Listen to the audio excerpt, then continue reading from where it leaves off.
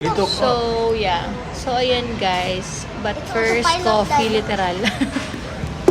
Literal na but first coffee, guys. Gusto ko talaga yung Spanish latte nila. And si Daddy, hindi to o-orderin kung hindi talaga nagustuhan. Ito ay salt, ayun, caramel. Macchiato. White mocha nila. White mocha nila, masarap.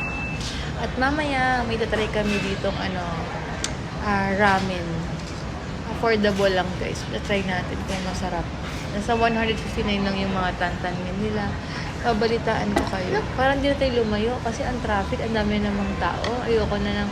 Yung pag tumatanda ka, parang gusto mo na lang na hindi ka na nakikisabay sa maraming tao ngayon, lalo pag sa mall. So, buti nakakita kami ng malapit na kainan dito. Ba't di kaya eto ka, Ano ka?